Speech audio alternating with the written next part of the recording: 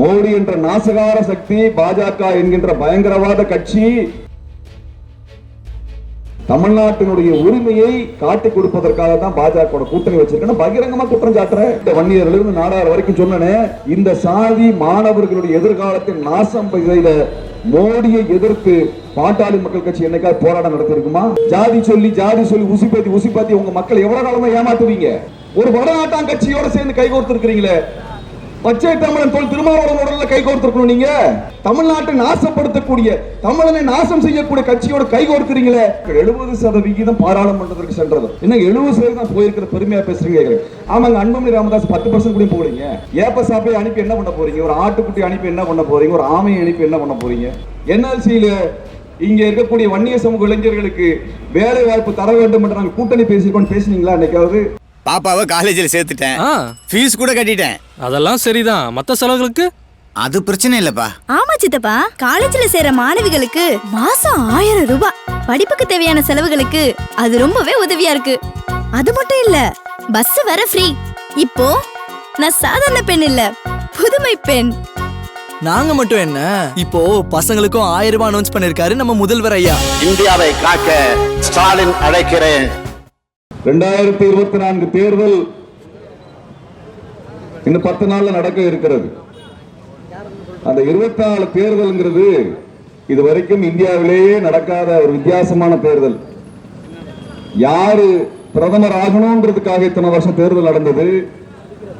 இந்த வருட தேர்தல் என்பது மோடி பிரதமராக கூடாது என்பதற்காக நடக்கக்கூடிய தேர்தல். மோடி என்ற நாசகார சக்தி, பாஜக என்கின்ற பயங்கரவாத கட்சி திரும்ப ஆட்சிக்கு வந்துவிடக் கூடாது என்பதற்காக நடக்கக்கூடிய தேர்தல். இந்த தேர்தலில் பாஜகவை வீட்டுக்கு அனுப்புவதும் மோடியினுடைய ஆட்சிக்கு முடிவு கட்டுவதும் தமிழனுடைய தலையாய வேலை.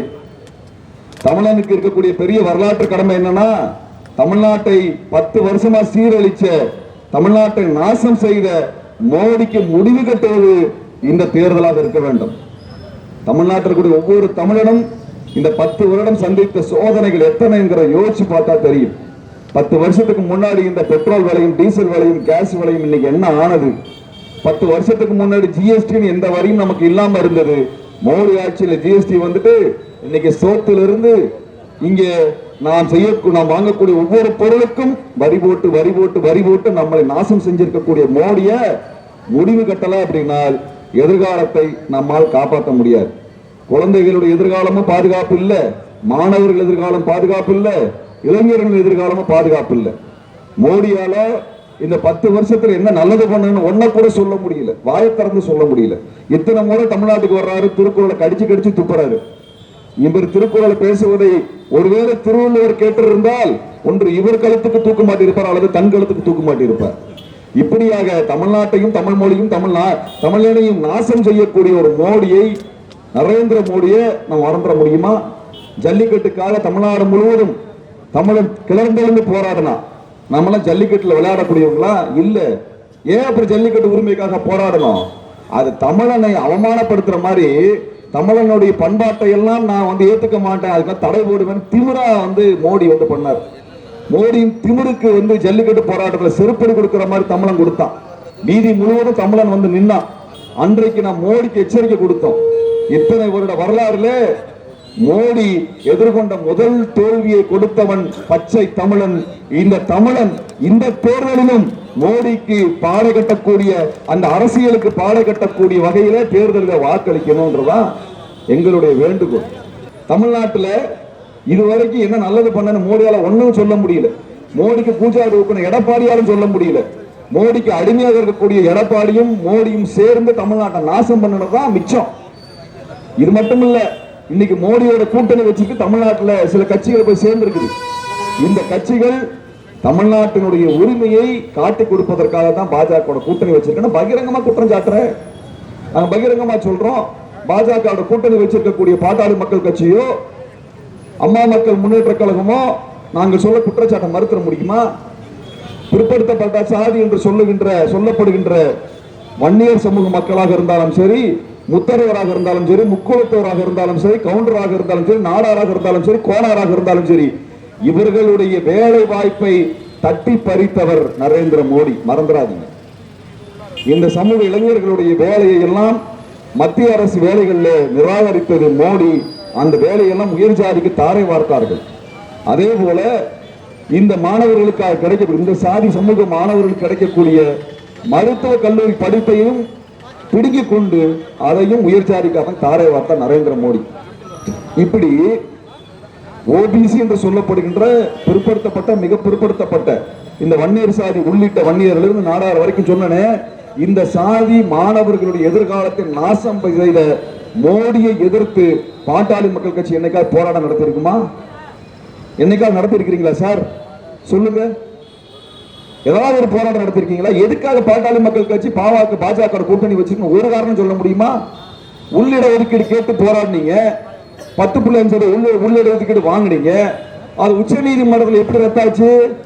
பாஜகவுடைய அந்த வழக்கறிஞர் இதை நாங்க ஆதரிக்கிறோம் சொல்லி இருந்திருக்கலாம்ல. ஏன் பாராளுமன்றத்தில் பாஸ் பண்ணிருக்கலாம்ல, ராஜ்யசபால பாஸ் பண்ணிருக்கலாம்ல.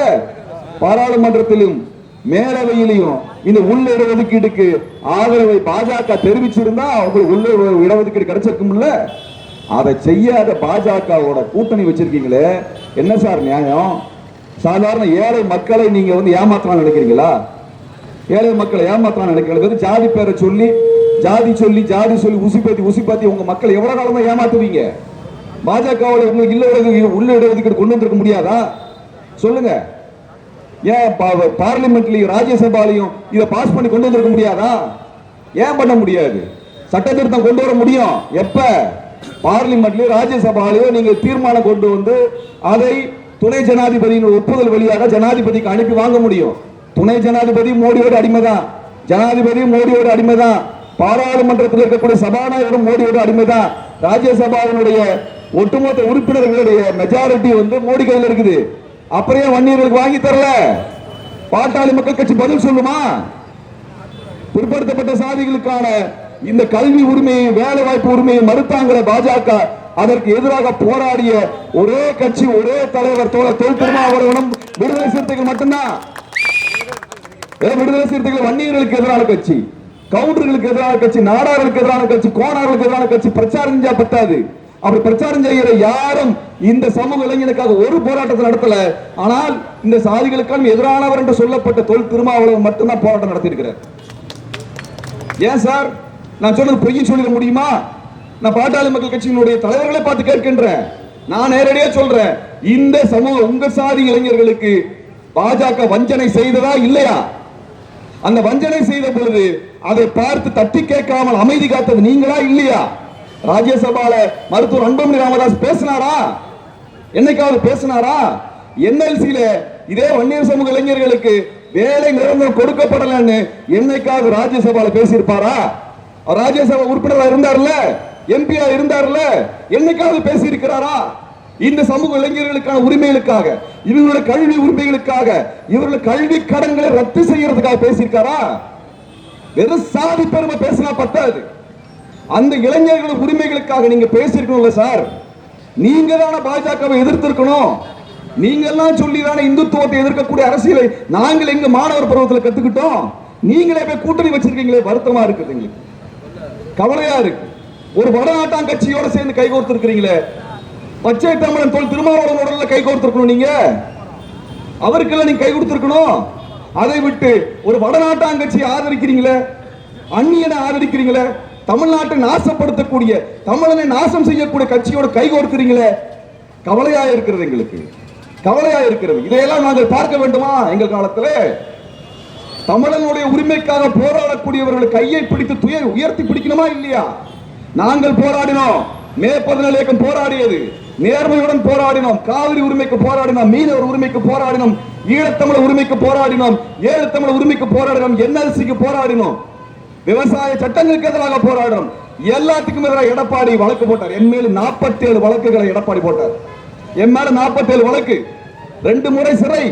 ஸ்டெர்லைட்ல துப்பாக்கியால் சுட்டதை நான் ஐநாவிலே சென்று பதிவு செய்தேன் என்கின்ற காரணத்திற்காக என் மீது சிறை, தனிமை சிறை, வேலூர் சிறையில் அடைத்தீர்களே, தனிமை சிறையில் அடைத்தீர்களே, என் மனைவியையும் என் குழந்தையும் பார்க்க விடாமல் தடுத்தீர்களே, என் உடலை நாசப்படுத்தினீங்களே, என் சாப்பாட்டுல விஷம் கலந்த எடப்பாடியே, நான் கேட்கிறேன், சொல்லுங்க எடப்பாடி அவர்களே, இத்தனை எதுக்காக செஞ்சீங்க? பாஜக காரனை கூட்டணி வச்சதுக்காக செஞ்சீங்க. நீங்க தமிழனுடைய உரிமைக்காக போராடியதற்காக சிறை சென்ற நான் சொல்லுகின்றேன்.